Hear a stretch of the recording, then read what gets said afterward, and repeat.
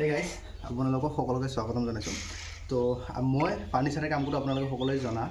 যিহেতু ফাৰ্নিচাৰৰ কামৰ আৰু এটা পাৰ্ট আছে যে ৱাল ফিক্সিং বস্তুবোৰ, মানে ৱালত ডেক'ৰেট কেনেকৈ কৰিব লাগে এইবোৰ কামো কৰোঁ মই। তো প্লাইবোৰ্ডৰে বনাই আছোঁ আজি এখন এইটো কি কয় লাইব্ৰেৰীৰ কাৰণে সৰু জেগা এখন বনাই আছোঁ। 8 ফুট বাই 6 ফুট আছে আৰু ইফালে কৰ্ণাত এখন আছে সৰু, এইটো আছে 4 ফুট বাই 1.5 ফুট। তো বন্ধুসকল, গোটেইখিনি প্ৰচেছ মই আপোনালোকক দেখাব নোৱাৰিলোঁ, কাৰণ যিহেতু বহুত খৰধৰকৈ কামবোৰ কৰা হ'ল।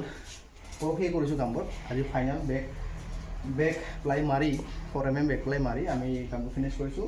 ড্ৰিলিং কৰিলোঁ, তাতে এতিয়া স্ক্ৰু মাৰি ফিক্স কৰিম। তাৰপিছত গ্লাছৰ প্ৰচেছবোৰ আপোনালোকক যিমান পাৰোঁ মই দেখাম। আহক এইফালে, যদি মই আপোনালোকক দেখাই দিওঁ, এই যে বস্তুটো আছে, ৰেকটো আছে, এই ৰেকখনৰ মানে চৌৰাটো হৈছে আপোনাৰ কিমান 6 ইঞ্চ আছে আৰু হাইটটো আছে 6 ফুট। তো এনেকৈ তিনিটা চাকত বনোৱা হৈছে। ইয়াতে একচুৱেলি কিছুমান বস্তু ডেক'ৰেট কৰিব আমাৰ কাষ্টমাৰে। তো তেনেকুৱা আমাক যেনেকুৱা ধৰণৰ প্ৰভাইড কৰিছে ডিটেইলছ, আমি তেনেকুৱা ধৰণৰ কৰিবলৈ চেষ্টা কৰি আছোঁ। তো মই যিহেতু এতিয়া আপোনালোকক ৰ' ফুটেজ দেখাই আছোঁ, সেইকাৰণে হয়তো ভাল নালাগিব পাৰে, বহুত ধূলি বালি পৰি আছে ইয়াত। আৰু এইটো চাহ শিৱামৰ মই গুটকা ইউজ কৰি আছোঁ আৰু 38 নম্বৰ 38 স্ক্ৰুপ আমি ইউজ কৰি আছোঁ।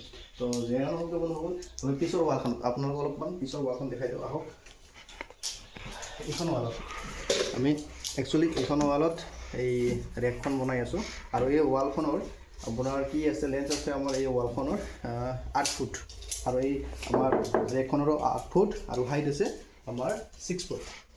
তো চাই থাকক, আমি বনাই আছোঁ। ধন্যবাদ।